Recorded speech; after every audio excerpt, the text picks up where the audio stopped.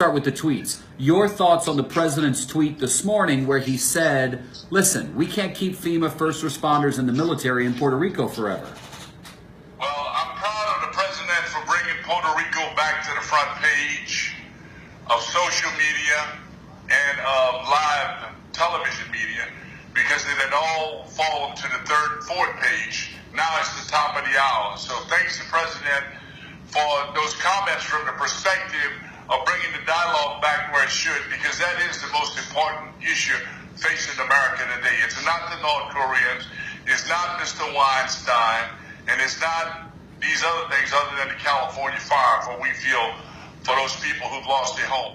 But this should be the number one story in America every day until we can get food and water to the 80 municipalities on a daily basis where people get actual food as opposed to snacks. And I would like for the White House to order up some FEMA meals that are being served in Puerto Rico.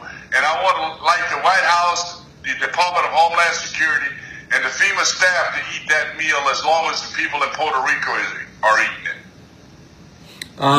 You tweeted me a couple of days ago and said it's a shame, the kind of meals that they're serving. Actually, I said it was a crying damn shame. A crying damn shame. I apologize for the adult language, but it is, we can do better. We have a meal called MRE that's in the military inventory. We are 21 days into this response now. It's 5 days ship time by ships from the East Coast to get to Puerto Rico. Why are they only sending snacks as opposed to MREs? Why hadn't the governor, along with FEMA and the Department of Defense, established pods, points of distribution in the 80 municipalities? That should have been done week one. Now wait, what are these pods? What are these pods that you're telling me about? Explain those. Pods are points of distribution. You've seen them on television in Florida and in Texas after the hurricane, where they're set up and run great by the National Guard, very efficient system.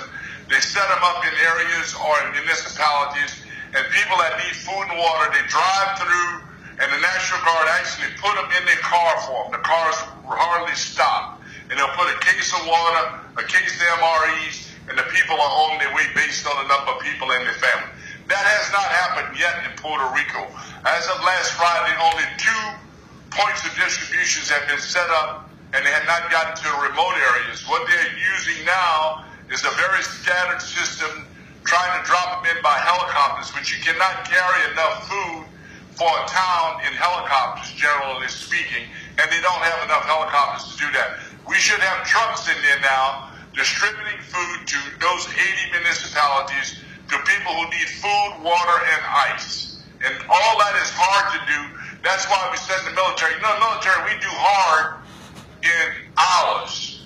We do impossible within a day or two. There's no reason. This is not about being hard, because it's not impossible. This should have been done already, but the convoluted command system of unified command is not working. General Buchanan is a great general. If they let him take charge of this and be the senior officer giving instructions on what to do and where to do it, responding to the governor, this will get fixed. But as long as we have this convoluted unified command with nobody in command other than the FEMA director saying the governor is in charge, that's a fine way to say if it doesn't work, the governor is responsible. Well, let me say this, General, and this has confused me from the beginning. Here's what I've heard. FEMA supplies the aid. The National Guard distributes them to the local municipality, and it's the local municipality's obligation to then provide it to people. That is not getting done in an adequate way. So my question to you is, if you were here, right? If you had a Katrina moment and you showed up tomorrow, what would you do immediately? We would do just what they said, but there would be National Guard troops in every one of those municipalities with communications to be able to communicate back on what the needs of the mayor are. And that's no reason why that hadn't been done yet, other than it had not been directed and they don't have enough resources on the ground to execute it. But they're going to have to fix this. We're at day 21 or 22, and we still don't have the points of distribution. That is doctrine. A couple of weeks ago, or a week ago, somebody from the White House or in Washington, D.C., one of the bureaucrats said, this is the doctrine. No, this is the doctrine. The doctrine is the points of distributions are set up in collaboration with the mayors, and they bring in communications, and they help people get food, water, and ice. And that has not been done. And as far as that concerned, it's a failure. This is no hit on the hard-working troops we have down there. There are not enough of them. 14,000 federal workers cannot handle that mission. In day 7 in Katrina, we had 20,000 federal troops committed, 40,000 National Guard committed. Many of them were still on the way, and 20 ships committed, and over 200 helicopters. And Katrina isn't nearly the mission that Puerto Rico is. The good news is the people of Puerto Rico did a great preparedness, and they got into places where the storm wouldn't hurt them, and it reduced the amount of deaths. And they are taking care of one another. It's not because of what the federal government is doing. General, did I hear you correctly in suggesting that Puerto Rico is worse than what Katrina was? Maybe 10 times over. Katrina, 80% of the city of New Orleans was underwater. You got a country here with 80% of the people still don't have electricity and don't have a reliable source of water. And the food that was in and around those communities is dissipating. We got the trucks at the port are backed up. I talked to an AFL-CIO rep yesterday. The containers at the port are not going to the point of destination because those businesses are closed. They have to have an onward movement plan for those containers at the port so they can clear the way for new stuff that's coming in. But let's say you have the distribution warehouse 8 and you lost your warehouse. There's no place for these small businesses to call forward those containers. They have to find space for them and move them off the port or take them to those locations and park them on that business person location.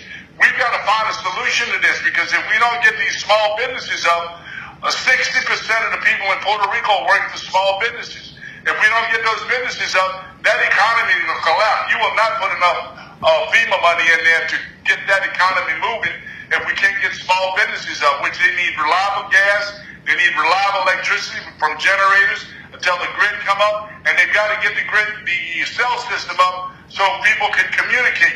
Until they do that, there'll be very little progress in Puerto Rico. And I wish the governor would be more demanding, because if he don't know what's required or what is expected, I've told him, call me and I'll tell him. I'll give him free advice, and if he wants it. But they have set a very low bar to meet all the needs of the people in Puerto Rico. You got 4.3 million people. The only comment by FEMA director the day after the storm is that they've done a great job and they pre-positioned 4 million MREs. That's not one MRE for everybody in the country. They have low-scale this thing, and they need to scale it up, and they need to ship MREs and food and water in there with trucks to make the distribution. And that is what's missing right now. General, let me tell you something. I actually asked to talk to you tonight after what I saw today. I went to a hospital in a place called Canóvanas. I followed a doctor around who was seeing patients, and in between seeing patients, dressed in his lab coat, he went outside to help refill a generator provided by FEMA because it had run out of diesel and the lights went out. And he spilled diesel on himself, helping to refuel it. And there were other doctors who were hoisting a barrel of diesel to get it in there. And I thought, how is it? And by the way, General, there aren't gas lines anymore, okay? There are no gas lines anymore that I've seen. Why can't someone get enough diesel on this island to supply these hospitals? I just don't understand. It's a point of capacity and distribution. They don't have enough. They will not admit it.